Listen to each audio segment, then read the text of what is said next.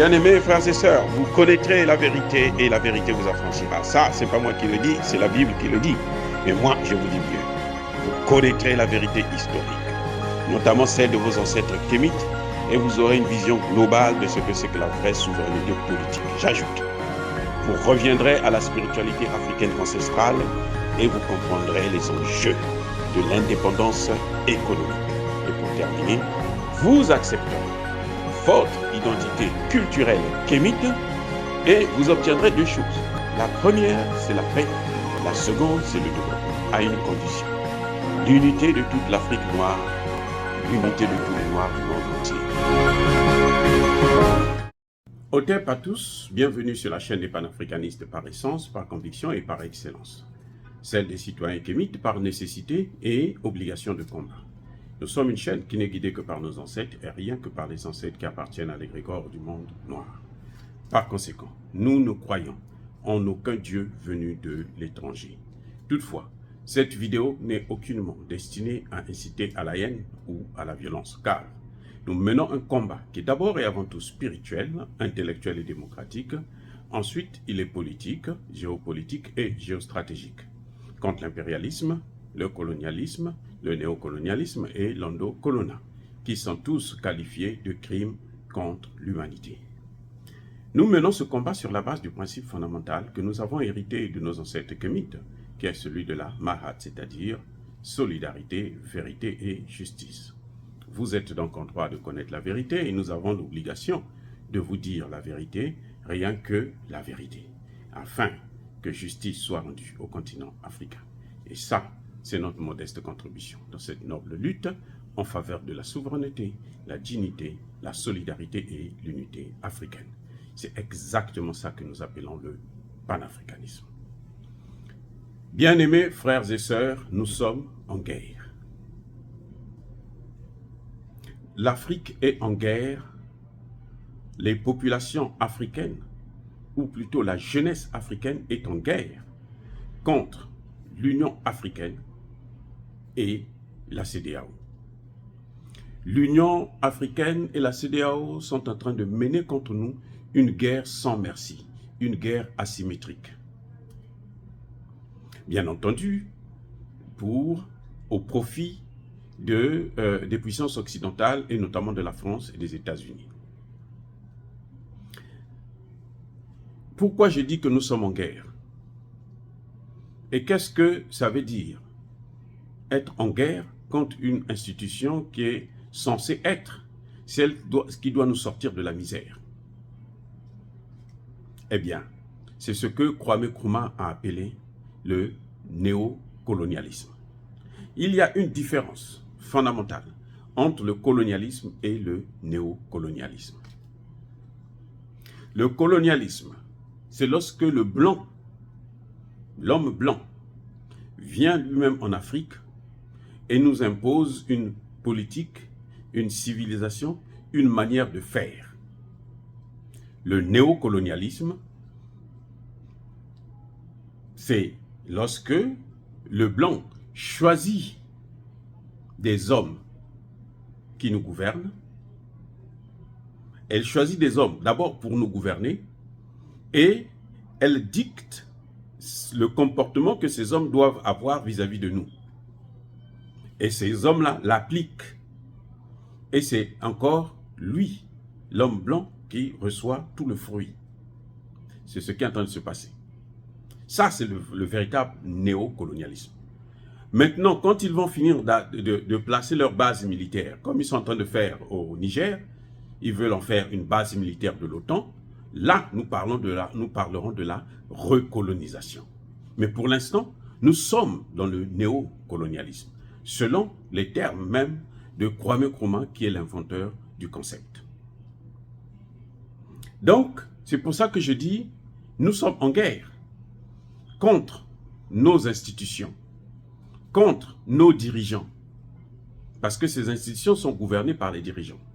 Ce qui se passe, c'est quoi? C'est que les Occidentaux ont compris qu'en s'appuyant seulement sur les chefs d'État, que moi j'appelle les chefs d'État, dans chaque pays, le résultat n'est pas probant. Parce que les pays vont dire, bon, nous sommes souverains, surtout entre nous sommes souverains, donc il y a ceci, il y a cela. Maintenant, qu'est-ce qu'ils font? Ils prennent donc les institutions africaines en otage, notamment la CEDEAO et l'Union africaine. Et maintenant, ils dictent le comportement à l'Union africaine.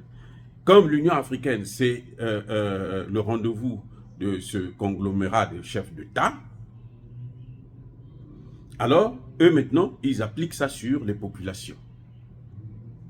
Ça revient au même.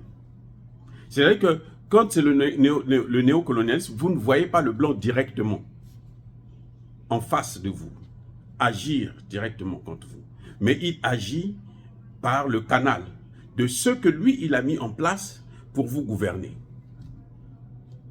Au nom de, soi-disant, la dite démocratie. Je vous ai déjà dit, dans la vidéo précédente, vous pouvez la regarder encore, je vous précisais que la démocratie ne fait pas bon ménage avec la pauvreté. Parce que la pauvreté invite toujours la dépendance. Donc la non-souveraineté. Et cette dépendance-là impose à la main qui donne de s'ingérer dans vos affaires. Vous voyez, la prise en otage se fait par quoi? Par le fonctionnement seulement, le fonctionnement des institutions de l'Union africaine et de la CEDEAO. Et ces fonctionnaires, ils gagnent mieux que des ministres. Sinon, ils ont le même salaire que des ministres dans certains pays africains. Et ce salaire vient d'où? Qui les paye? Mais c'est bien l'Union européenne, c'est bien les États-Unis. Ils financent à 80% le fonctionnement des institutions africaines. Mais écoutez, qu'est-ce que ces institutions-là peuvent faire pour vous? Qu'est-ce que ça peut vous apporter? Bien sûr que rien. Rien. Donc, c'est ça que, en fait, c'est la guerre de nos jours. Et c'est ça qu'on appelle une guerre asymétrique, où on n'utilise pas les moyens conventionnels, comme des armes, des armées, des bases militaires, ainsi de suite. Non. Celle-ci, on utilise la communication surtout, on utilise la domination, on utilise le chantage, on utilise les violations des droits de l'homme, on utilise la démocratie. Hein, on dit que bon, puisque vous n'êtes pas des démocrates, alors il ne reste plus qu'à ces blancs-là de demander carrément que comme vous ne respectez pas la démocratie, nous-mêmes on va venir diriger vos pays. C'est ça qu'ils veulent faire. Hein. L'Afrique du Sud est en otage, les amis. L'Afrique du Sud. Ils ont laissé abandonner le pouvoir aux Noirs au nom de la démocratie parce que le nombre fait défaut du côté des Blancs. Et qu'est-ce qu'ils font? Ils ont maintenu l'économie. Donc, on maintient ces Noirs-là, malgré le pouvoir qu'ils ont, on les maintient dans la pauvreté. Et on choisit quelques Noirs à qui on va donner un peu d'argent. On va faire d'eux des milliardaires. Le cas de Ramaphosa, qui est un milliardaire. Pour quel travail? Lui, il était combattant de l'ANC. Donc, comment il a pu faire pour avoir des milliards? C'est l'argent que les mêmes Blancs qui pratiquaient l'apartheid lui ont donné. Et quand il arrive au pouvoir, il ne peut que faire ce qu'eux, ils lui demandent de faire parce que la pauvreté oblige à ce que tu puisses te soumettre. Et quand tu te soumets, il y a l'ingérence. C'est pour ça que vous avez vu que Ramaphosa n'a pas pu laisser Vladimir Poutine rentrer en Afrique du Sud. C'est ça, le problème, la base du problème, la clé du problème est là. Quand Poutine décide, veut venir, Ramaphosa dit non, je ne peux pas. Pourquoi? Parce que l'opposition, qui est l'opposition des Blancs, du parti des Blancs, qui n'ont pas été jugés, hein, non, parce que eux, ils sont intouchables en fait. Eux, ils sont intouchables. Tout ce qu'ils peuvent faire, tous les crimes qu'ils commettent, on les efface systématiquement. L'apartheid, on n'a jamais jugé quelqu'un pour l'apartheid, alors que l'apartheid a été reconnu par les Nations Unies comme étant un crime contre l'humanité. Donc, puisqu'on ne les a pas jugés, puisqu'on a effacé leurs fautes, leurs crimes, donc, ils peuvent pratiquer la politique. Alors qu'en général, lorsqu'il y a, écoutez bien, lorsqu'on passe par le processus de justice transitionnelle, d'abord, les crimes contre l'humanité sont exclus. 2, il y a des sanctions qu'on prend. Et oui, même dans le cadre de la justice, je connais ça parce que c'est moi qui ai inventé le concept et c'est moi qui ai inventé la théorie. J'ai élaboré ça dans mon livre intitulé « La justice dans les pays en situation de post-conflit ». Vous pouvez lire ça, c'est un livre qui est sorti aux éditions L'Harmattan en 2009. J'explique très bien que la justice transitionnelle, vous passez par... on ne doit pas exclure la Cour pénale internationale et pour les crimes moins graves, on prend des dispositions de telle sorte que ceux qui ont participé, ceux qui sont les auteurs de ces crimes, ne peuvent pas pratiquer la politique, ne peuvent pas exercer des fonctions publiques. L'une des sanctions, c'est celle-là. La fonction publique, non, vous allez travailler dans le privé, c'est tout. Vous êtes riche, vous êtes millionnaire, milliardaire, mais dans le privé, pas dans la politique. Mais ces gens-là, comme ils n'ont pas été jugés, comme les crimes que leurs parents et eux-mêmes ont commis ont été systématiquement effacés par les Occidentaux, alors ils ont le droit d'exercer la politique. Et donc, puisque ce sont eux qui ont l'argent et ils exercent la politique, automatiquement, c'est comme si on était toujours dans l'apartheid. C'est ce qu'on appellerait la néo-apartheid. Là, en Afrique du Sud, c'est la néo-apartheid. On ne fait plus l'apartheid comme tel, mais comme nous avons de l'argent, comme nous sommes au-dessus de vous, nous vous commandons toujours. Et vous devrez faire ce que nous voulons faire, ce que nous vous demandons de faire. Et c'est ça, ce parti-là, c'est le parti anti-Russie, anti-Poutine. Et pourtant, la majorité, même l'ANC, le parti de Nelson Mandela, le parti de Ramaphosa, l'ANC, le secrétaire général de l'ANC a dit, nous soutenons la venue de Poutine. Nous voulons le recevoir ici. Vous voyez, il l'a dit, nous voulons le recevoir. Mais Ramaphosa s'est arrangé par des formules juridiques, en négociant. Il a négocié lui-même avec Poutine pour lui demander de renoncer à venir. On sait qu'il ne pouvait pas l'arrêter. Mais il l'a fait parce qu'il s'est soumis à ses maîtres. Donc, tous les discours qu'il fait, nous ne sommes pas des mendiants. Bon, c'est vrai, lui n'est pas mendiant parce que c'est un milliardaire. Il est milliardaire avant d'arriver au pouvoir. Vous voyez? Donc, nous sommes dans cette guerre asymétrique et je crois que les panafricanistes devraient vraiment saisir, comprendre un peu ce qui est en train de se passer pour mieux orienter le combat.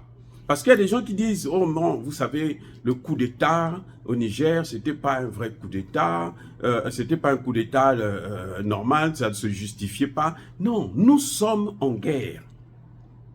Nous sommes en guerre contre les institutions, contre nos dirigeants. Nous sommes en guerre. Nous sommes en guerre. C'est ce qu'on appelle la guerre asymétrique. Parce que aujourd'hui, pour nous avoir, qu'est-ce qu'ils font? Ils passent par le Mali, plutôt par la CEDEAO, ils passent par l'Union africaine, et c'est ça qui est en train de se faire. Après le Mali, et plutôt le Mali, le Burkina Faso et le Niger, après l'Afrique de l'Ouest, là, ils vont attaquer, vous allez voir, les mêmes choses vont se produire en Afrique centrale. Et la CEDEAO, les gens, les présidents comme Ambalo, le nouveau président du Nigeria qui complètement hors de portée, hein, la tête ailleurs, out of touch. Donc, ces gens-là, ils jubilent. Nous, on est forts, nous, on a le pouvoir, nous, on ceci. Et malheureusement, nos enfants payent. Et c'est pour ça que nous devons nous battre.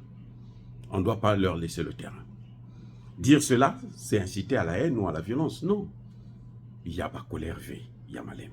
Encore une fois, bien-aimés frères et sœurs, je persiste et je signe. Soyez bénis, abondamment bénis par le Dieu de Kémit et par nos ancêtres angélisés.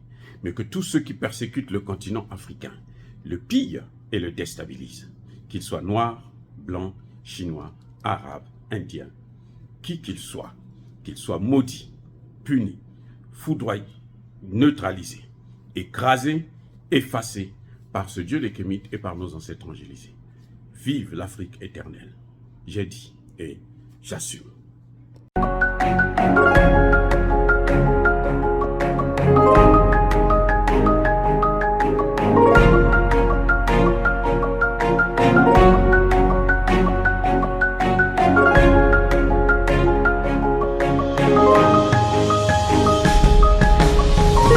Eux, ils marchent par la foi et non par la vue. Mais moi, je vous conseille vivement de marcher par la connaissance scientifique et historique, notamment celle de nos ancêtres kémites, par les 5 sens et par l'intelligence. À vous, Apia.